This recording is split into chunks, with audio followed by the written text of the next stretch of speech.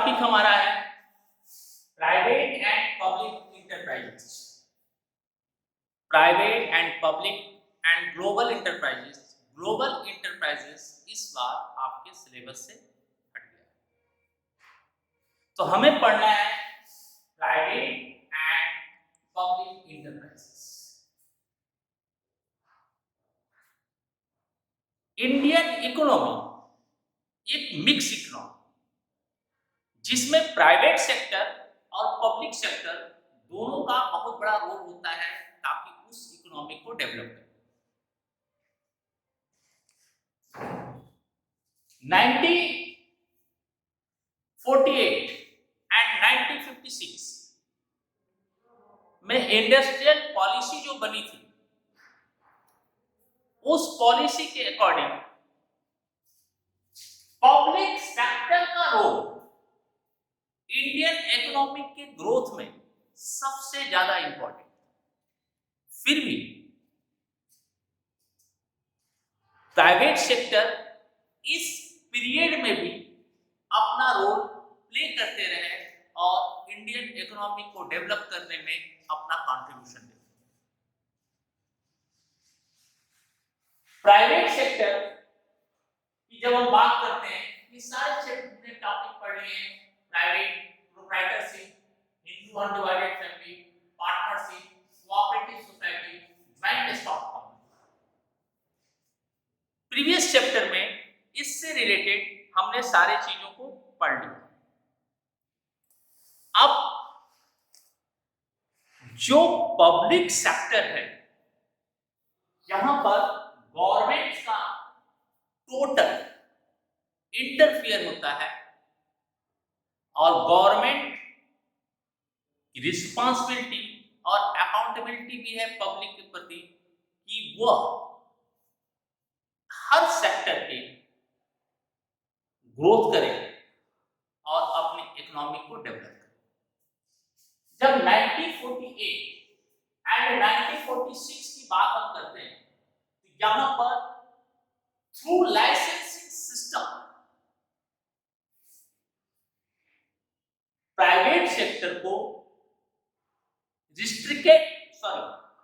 Restriction किया गया था कि वह उस सेक्टर में एंट्री न कर। उसके लिए गवर्नमेंट ने एक लाइसेंसिंग सिस्टम डेवलप किया था। उस लाइसेंसिंग सिस्टम के अकॉर्डिंग ही जाकर प्राइवेट सेक्टर अपना इंडस्ट्रीज, अपना डेवलपमेंट कर सकते थे और कई इंडस्ट्रीज ने उस पीरियड में भी इंडियन इकोनॉमिक की ग्रोथ में अपना कंट्रीब्यूशन दिया। आइए अब हम देखते हैं पब्लिक सेक्टर में कितने पार्ट। एक चीज समझ लीजिए कि जब प्राइवेट सेक्टर को प्रतिबंधित कर दिया गया था लाइसेंसिंग सिस्टम में, और उस समय यानी 1948 की जो इंडस्ट्रियल पॉलिसी थी, 1956 में जो इंडस्ट्रीज पॉलिसी बनी, ये 1991 तक चली और सारे सेक्टर को ग्रोथ करने में टोटल रोल जो प्ले करता था वह पब्लिक सेक्टर यानी गवर्नमेंट। ये क्यों किया गया? क्योंकि प्राइवेट सेक्टर केवल अपना प्रॉफिट देखता है और पब्लिक सेक्टर पब्लिक इंटरेस्ट में, पब्लिक के वेलफेयर में जितनी चीजें हैं वो उस चीज को डेवलप करता था ताकि वहां का उस एरिया का इकोनॉमिक और उस एरिया के लोगों का डेवलपमेंट हो सके। बैकवर्ड एरिया में उस समय प्राइवेट सेक्टर नहीं जाते थे, तो पब्लिक सेक्टर का रोल बहुत बड़ा होता था। तो हमारे इंडियन इकोनॉमिक के डेवलपमेंट पब्लिक सेक्टर का रोल बहुत बड़ा है। लेकिन आइए पहले ये देख लेते हैं कि पब्लिक सेक्टर को कितने पार्ट में डिवाइड किया गया। डिपार्टमेंटल अंडरटेकिंग, स्टैट्यूटरी कॉर्पोरेशन और गवर्नमेंट। अब departmental undertaking, statutory corporation and government company की जब बात करते हैं, तो डिपार्टमेंटल अंडरटेकिंग क्या है? डिपार्टमेंटल अंडरटेकिंग का कोई अलग से कंपनी का फॉर्मेशन नहीं किया जाता, ये गवर्नमेंट के ही किसी मिनिस्ट्री में अटैच होता है और उसी के द्वारा रन किया जाता है। ये टोटल रिस्पॉन्सिबल होता है किसके प्रति? पब्लिक के प्रति, यानी पार्लियामेंट के प्रति। वही मंत्रालय इसको देखता है, जैसे railway, post office, Telegram etc। Statutory corporation के लिए एक स्पेशल रेजोल्यूशन पास किया जाता है और इस स्पेशल रेजोल्यूशन के अनुसार उसे ऑटोनोमिक बॉडी बनाई जाती है और ये इससे फ्री होती है। ये अलग से एक स्वायत्त संस्था होती है, ये अपने डिसीजन अपने वर्क सेल्फ करती है और इसमें जो है जिसका रोल है वो है फाइनेंस मिनिस्टर का, और इसलिए रोल है ये फंड जो है ये फाइनेंस मिनिस्ट्री से प्राप्त करता है और उस फंड का जो यूटिलाइजेशन है वो अपने वर्क के लिए करता है। लेकिन ये थोड़ा सा इससे डिपार्टमेंटल अंडरटेकिंग से फ्री। गवर्नमेंट कंपनी का establishment company act 1956, company act 2013, revised company act 2013 या प्रीवियस किसी कंपनी एक्ट के अंतर्गत कंपनी एस्टेब्लिश्ड होती है और ये पूरी तरह से गवर्नमेंट से अलग होती है। ये टोटल एक सेपरेट लीगल एंटिटी लिए हुए और इसमें जो है wholly partly one government or more than one government, मतलब सेंट्रल गवर्नमेंट, स्टेट गवर्नमेंट या कई सारे स्टेट गवर्नमेंट इसका शेयर होल्ड करती है और ये शेयर होता है 51% टोटल कैपिटल का शेयर होल्ड करती है, यानी कैपिटल उतना इन्वेस्ट करती है और इसके बाद जो अदर कैपिटल है वो पब्लिक के सेक्टर को अप्लाई किए जाते हैं पब्लिक को, और पब्लिक उस चीज को इसमें अपना पैसा इन्वेस्ट करती है। लेकिन इसका 51% शेयर्स गवर्नमेंट, वन और मोर देन वन गवर्नमेंट्स होली और पार्टली इसमें इन्वेस्ट करते हैं, इसके शेयर्स को लेकर। अब अगर हम बात करें कि इसका फॉर्मेशन कैसे होता है, ये फॉर्मेशन किसी भी मिनिस्ट्री के अंतर्गत जो सेंट्रल गवर्नमेंट की रहती है उसके एक डिपार्टमेंट के रूप में किया जाता है। मैंने रेलवे और आपको पोस्ट ऑफिस का बताया, इसका मैंने बता दिया। इसके लिए पार्लियामेंट में एक स्पेशल रेजोल्यूशन पास किया जाता है और ये कंपनी एक्ट के करेंट या प्रीवियस के किसी कंपनी एक्ट के अंतर्गत इसका फॉर्मेशन किया जाता है। लीगल स्टेटस क्या है इसका?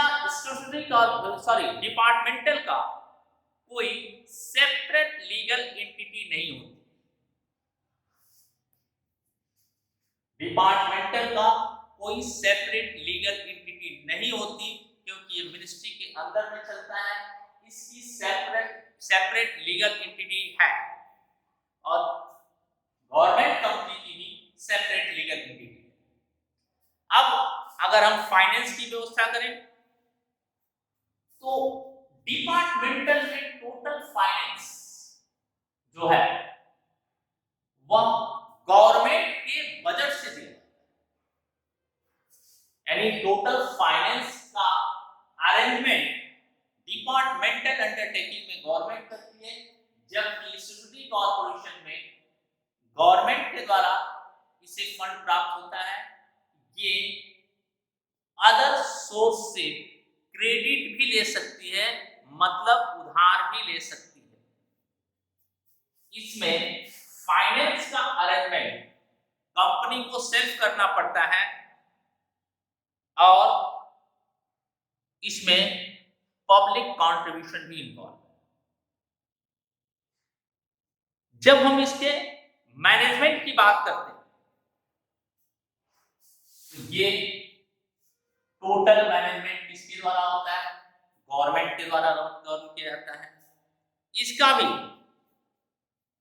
गवर्नमेंट के द्वारा कंट्रोलिंग पावर के लिए पर्सन्स को अपॉइंटमेंट किया जाता है जो उससे रिलेटेड होते हैं, और पार्लियामेंट के जो सेशन होता है उस सेशन के अधीन ये बोर्ड ऑफ डायरेक्टर मंडल चुने जाते हैं और इन पर सरकार का कंट्रोल होता है। हालांकि ये सेपरेट लीगल एंटिटी होते हैं। यहां पर गवर्नमेंट अपने पर्सन्स को बोर्ड ऑफ डायरेक्टर के लिए नॉमिनी करती है और उसके द्वारा ये ऑर्गेनाइजेशन चलाए जाते हैं। जो व्यक्ति नॉमिनी होता, चूंकि कैपिटल 51% है तो कंट्रोलिंग पावर तो गवर्नमेंट के पास आ गया और गवर्नमेंट पर्सन को नॉमिनी करती है, उसे बोर्ड ऑफ डायरेक्टर में सेलेक्ट करती है और वही इसको ऑपरेट भी करता है। जब हम एम्प्लॉय की बात करते हैं, स्टाफ की बात करते हैं, तब ये डिपार्टमेंटल अंडरटेकिंग जो है ये टोटल गवर्नमेंट स्टाफ होते हैं, गवर्नमेंट एम्प्लॉय होते हैं और इनका सिविल सेवा कोड अप्लाई होता है डिपार्टमेंटल अंडरटेकिंग।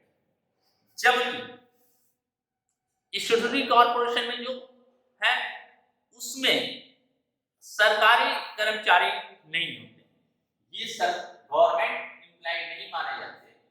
ये इनका जो सर्विस कोड होता है वो अलग से बनाया जाता है, सर्विस कॉन्ट्रैक्ट अलग से होता है। यहाँ भी सर्विस कॉन्ट्रैक्ट अलग से होता है, यहाँ गवर्नमेंट का कोई रोल नहीं होता, ये उससे सेपरेट होते हैं। ये सेपरेट नहीं है गवर्नमेंट से, ये दोनों गवर्नमेंट से सेपरेट कॉन्ट्रैक्ट करते हैं सर्विस के लिए स्टाफ के पॉइंट ऑफ व्यू से। अगर हम इस पर कहें कि ऑटोनोमी बॉडी कहते हैं, ये तो ऑटोनोमी बॉडी है, क्यों नहीं है? क्योंकि ये गवर्नमेंट के कंट्रोल में चलता है। यहां थोड़ी सी स्वतंत्रता है क्योंकि गवर्नमेंट डे बाय डे के वर्क में यहां इंटरफियर नहीं करती और यहां पर गवर्नमेंट का कोई इंटरफियर नहीं होता। अगर हम ओनरशिप की बात करें, ये टोटल ओनरशिप किसका है? गवर्नमेंट का है, जबकि ये कंप्लीटली गवर्नमेंट के द्वारा चलाए जाते हैं और ये इसमें गवर्नमेंट का केवल 51% रोल होता है। इसके एडवांटेज क्या है? इफेक्टिव कंट्रोल, गवर्नमेंट का सख्त नियंत्रण होता है, पब्लिक के प्रति अकाउंटेबिलिटी है, मतलब सरकार पार्लियामेंट के प्रति ये अकाउंटेबल होते हैं। सुटेबल फॉर नेशनल सिक्योरिटी, जो देश के सिक्योरिटी से सेफ्टी के लिए जो इंडस्ट्रीज होते हैं उसके लिए ये बहुत सेफ्टी इंडस्ट्रीज है क्योंकि ये टोटल गवर्नमेंट के चलती है, ऑर्गेनाइजेशन में कंट्रोल में चलती है। Source of income for government और गवर्नमेंट के लिए इनकम जनरेट करने का एक रिसोर्सेस। जब हम इसकी लिमिटेशन की बात करते हैं, इसमें कोई फ्लेक्सिबिलिटी नहीं है, टोटल गवर्नमेंट के कंसर्न से चलता है और गवर्नमेंट के काम लेट होते हैं। डिले ऑफ डिसीजन मेकिंग, एक फॉर्मल चैनल है, उस फॉर्मल चैनल के थ्रू डिसीजन लिए जाते हैं और उसी की तरह से आते हैं। इसमें डिसीजन लेने में प्रॉब्लम होती है। रेड टैक्स, लाल फीताशाही, सरकारी अधिकारियों का इसमें बहुत ज्यादा इंटरफेयर है और हर सरकारी कर्मचारी जब ट्रांसफर होके आते हैं तो अपने हिसाब से इस ऑर्गेनाइजेशन को चलाना चाहते हैं, चलाते हैं। इनका बहुत बड़ा कंट्रोल होता है। पॉलिटिकल इंटरफियर, यस, गवर्नमेंट की कंपनी है, गवर्नमेंट की मिनिस्ट्री के द्वारा चलती है, तो हर पॉलिटिकल पार्टी का अपना एक अलग एजेंडा होता है। जब गवर्नमेंट चेंज होती है, जब गवर्नमेंट आती है, उस समय यहाँ पर इंटरफियर जरूर होता है। Unable to take advantage of opportunity, क्योंकि डिसीजन डिले होता है, तो इसके पास अपॉर्चुनिटी भी कम है कि वह फर्स्ट मूवर का एडवांटेज ले सके। अब आइए स्टूडेंट में फ्री फ्रॉम अनडिजायरेबल गवर्नमेंट, ये गवर्नमेंट के कंट्रोल से थोड़ा सा बाहर है। गवर्नमेंट रेगुलेशन एंड कंट्रोल इससे थोड़ा बाहर है, क्योंकि इसे ऑटोनोमी बॉडी बनाई जाती है, स्वायत्त संस्था बन जाती है, और वो अपना पूरी ऑपरेटिंग एक्टिविटीज अपने हिसाब से गवर्न करती है। इसमें गवर्नमेंट का इंटरफियर कम होता है। गवर्नमेंट का इंटरफियर केवल वहीं तक होता है जहां तक बोर्ड ऑफ डायरेक्टर में उसे पर्सन को अपॉइंट करना। इसके बाद इसका टोटल फाइनेंशियल मैटर क्या है? इसमें गवर्नमेंट भी फंड देती है, लेकिन ये बारोड भी कर सकते हैं आउटसाइड से। इंटरनल ऑटोनॉमी, मैंने बताया गवर्नमेंट पर्सन को बोर्ड ऑफ डायरेक्टर में सेलेक्ट करके भेजती है, और उसके बाद उस ऑर्गेनाइजेशन के अंदर टोटल जो कंट्रोलिंग पावर है वो अलग से स्वतंत्र हो जाता है, और गवर्नमेंट का इंटरफियर इसमें कम होता है। Valuable instrument for economic development, ये बहुत बड़ा इकोनॉमिक डेवलपमेंट के लिए एक बहुत बड़ा वैल्यूएबल इंस्ट्रूमेंट है। क्यों? कि उन सेक्टरों में भी डेवलप किया कर सकती है गवर्नमेंट जिन सेक्टर में कि आप जो है अपने आप को या पब्लिक सेक्टर जाना नहीं चाहते। Government identity, statutory corporation, limited operational flexibility.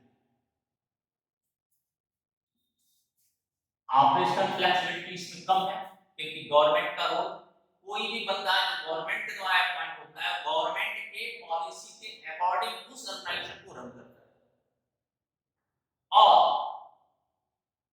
इसमें जो है फ्लेक्सिबिलिटी जो है बहुत कम होती है, क्योंकि आप गवर्नमेंट के पॉलिसी से हटकर अगर आप इस ऑर्गेनाइजेशन को कोई बंदा चलाना चाहेगा तो गवर्नमेंट उसको हटाकर दूसरे बंदे को अपने अकॉर्डिंग अपॉइंट कर लेगी।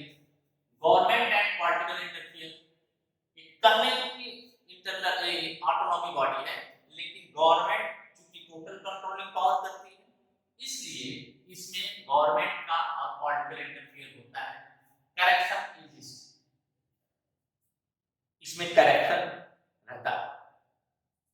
डिले ऑफ एक्शन लेने में डिले होता है। इजी टू एस्टैब्लिश, किसी भी आप ऑर्गेनाइजेशंस में जो है इसको कंपनी एक्ट में इसको एस्टैब्लिश किया जा सकता है। कंपनी एक्ट में कैसे एस्टैब्लिश किया जाएगा, कंपनी कैसे फॉर्मेशन होगी, ये मैंने आपको प्रीवियस वीडियो में बताया है। सेपरेट लीगल एंटिटी हो जाती है, जैसे ये कंपनी बनती है वैसे ही ये सेपरेट लीगल एंटिटी लेती है। मैक्सिमम ऑटोनॉमी ऑफ डिसीजन, ये कोई भी डिसीजन लेने में स्वतंत्र होती है, क्योंकि इसमें गवर्नमेंट का रोल कम होता है। और अनहेल्दी बिजनेस प्रैक्टिस भी ये करते हैं, क्योंकि गवर्नमेंट का इसमें मेजर रोल होता है। कैसे रोल होता है कि गवर्नमेंट इसका 51% शेयर होल्ड करती है, तो गवर्नमेंट का रोल मेजर हो जाता है। और चूंकि बोर्ड ऑफ डायरेक्टर में वो अपने पर्सन को नॉमिनी करती है, उसको सेलेक्ट करती है, वो संचालन करता है, तो इसका गवर्नमेंट का कहीं ना कहीं तो रोल इसमें है।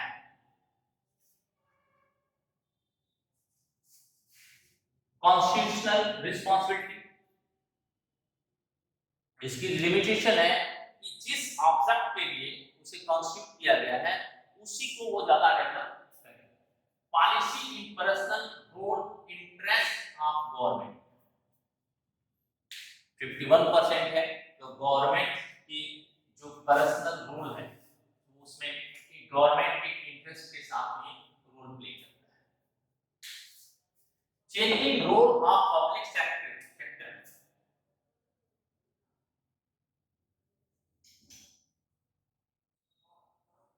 फ्रॉम 1991। देखिए 1991 में जो नई इंडस्ट्रीज पॉलिसी आई, इस पॉलिसी के अंदर गवर्नमेंट ने अपने रोल को कम कर दिया और 3 पॉइंट लेकर आई 1991 में। प्राइवेटाइजेशंस, लिबरलाइजेशंस एंड ग्लोबलाइजेशंस, यानी जिन सेक्टर में गवर्नमेंट ने अपने लिए लाइसेंसिंग सिस्टम को एप्लीकेबल करके उन सेक्टर में प्राइवेट सेक्टर को प्रतिबंधित किया था, उस सेक्टर में प्राइवेट एरिया में प्राइवेट सेक्टर को खोल दिया। 1991 में गवर्नमेंट के पास केवल 17 सेक्टर थे, इसके बाद वो घट के 8 सेक्टर हो गए और 2001 में केवल 3 सेक्टर, एक मिसाइल और परमाणु बम का सेक्टर, डिफेंस का सेक्टर और रेलवे का सेक्टर, 3 सेक्टर छोड़ के सारे सेक्टर प्राइवेट ऑर्गेनाइजेशन के लिए ओपन कर दिया। यानी प्राइवेट ऑर्गेनाइजेशन के द्वारा इंडियन इकोनॉमी को डेवलप करने का एक वे को दिया गया। गवर्नमेंट ने जितने भी लाइसेंसिंग सिस्टम के थ्रू प्रतिबंधित किए थे, रिस्ट्रिक्शन लगाए थे, वो सब हटा दिए। धीरे धीरे गवर्नमेंट रेड टैक्सिंग को यानी अफसरशाही के रूल को कम करती गई और गवर्नमेंट ने तो ऐसी पॉलिसी बना ली कि आप वन विंडो के थ्रू आप अपने इंडस्ट्रीज को डेवलप कर सकते हैं और हर सेक्टर में आप अपने आप को एस्टेब्लिश कर सकते हैं। ये 1991 में जो सबसे बड़े सुधार हुए, इसमें ऐसे इंडस्ट्रीज जो इस्टेब्लिश्ड हैं और ठीक से वर्क नहीं कर पा रहे हैं, उनका रिकंस्ट्रक्शन करने का काम, और वो जो पब्लिक सेक्टर की यूनिट से जिन्हें रिकंस्ट्रक्शन करके पुनः ऑपरेट नहीं किया जा सकता है, उसे क्लोज करना। और जहां तक अनस्किल्ड पब्लिक सेक्टर है जिसमें गवर्नमेंट का रोल ज्यादा है, उसमें गवर्नमेंट के शेयर को कम करके 26% या इससे कम करना, फॉरेन इन्वेस्टमेंट को लाना और जो एम्प्लॉय काम करते हैं उनको हितों का उनके लिए सेफ्टी प्रदान करना, इसका सबसे बड़ा रोल था। या ये 4 जो सुधार थे इसके अंतर्गत किए गए और 2001 में ये 3 तक कर दिया गया। इसके साथ गवर्नमेंट ने जो चेंजिंग रोल किया, डेवलपमेंट ऑफ इंफ्रास्ट्रक्चर, यानी इंफ्रास्ट्रक्चर को डेवलपमेंट करना, रीजनल बैलेंस यानी हर एरिया को रीजन को एक बैलेंस वे में डेवलप करना, इकोनॉमिक ऑफ स्केल, अर्थव्यवस्था के स्केल को डेवलप करना और उसको और आगे ले जाना,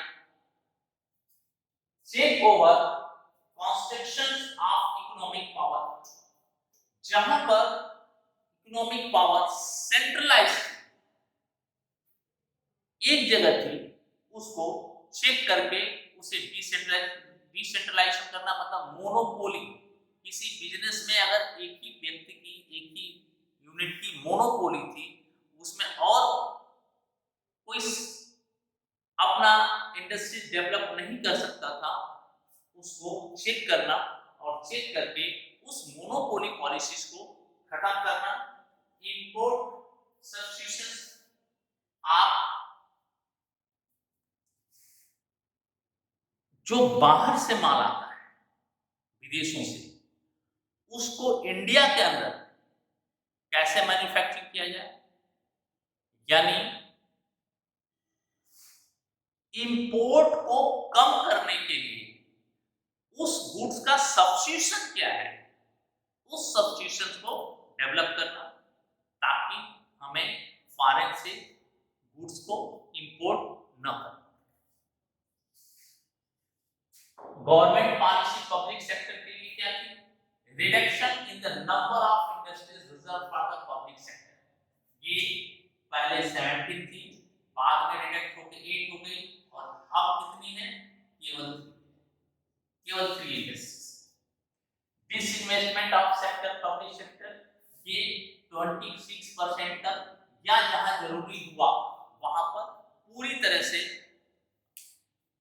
इन्वेस्टमेंट, यानी अपना कैपिटल पावर जो 51% या अधिक था, उसको पब्लिक को दे देना, उसे प्राइवेट सेक्टर में दे देना, ताकि गवर्नमेंट का रोल उस इंडस्ट्रीज में कम हो सके, और प्राइवेट सेक्टर जब आएगा तो प्राइवेट सेक्टर उसे ज्यादा डेवलप कर लेगा।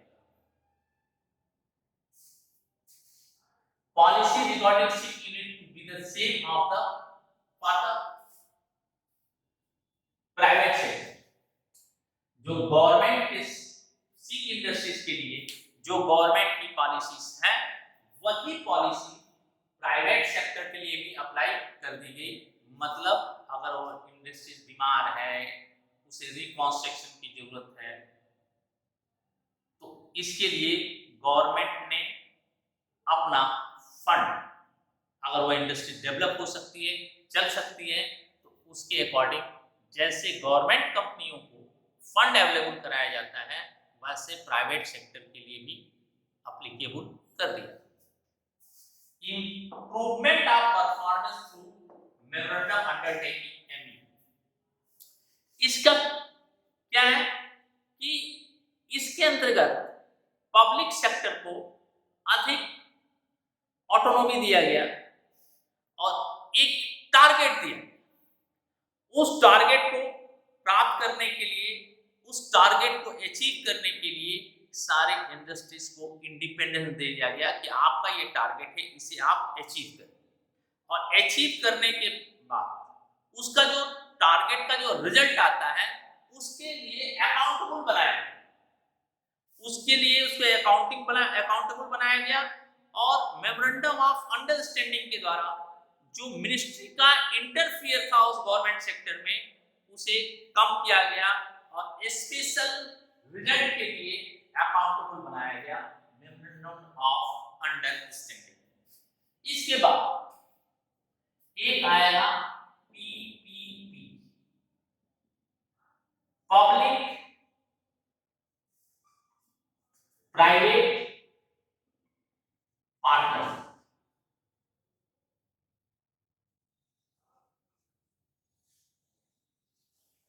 पब्लिक प्राइवेट पार्टनरशिप का मतलब कि बहुत ऐसे एरिए हैं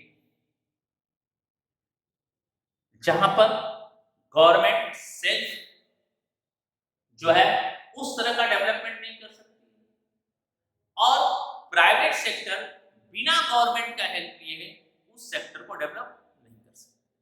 या गवर्नमेंट के पास बहुत ऐसे रिसोर्सेज हैं कि उस रिसोर्सेज का वह ठीक से यूटिलाइजेशन नहीं कर पा रही है, तो यहाँ पर गवर्नमेंट और प्राइवेट दोनों मिल गए, दोनों की पार्टनरशिप हो गई, और दोनों की पार्टनरशिप होने के बाद उन दोनों ने मिलकर नए आयाम को पाने के लिए, नए स्पेशल रिजल्ट को पाने के लिए, उस रिसोर्सेज का यूटिलाइजेशन करने के लिए गवर्नमेंट ने इस समय भी और पहले से, उस समय पहले से भी, इस समय भी पब्लिक प्राइवेट पार्टनरशिप की कॉन्सेप्ट को एडॉप्ट कर लिया।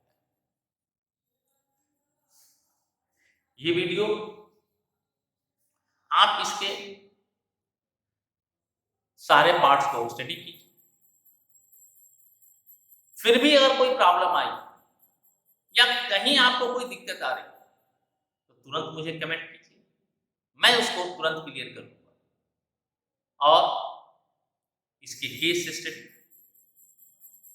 और ऑप्शनल पॉइंट्स को अपने माइंड में रखकर अपने स्टडी को डेवलप कीजिए। ओके।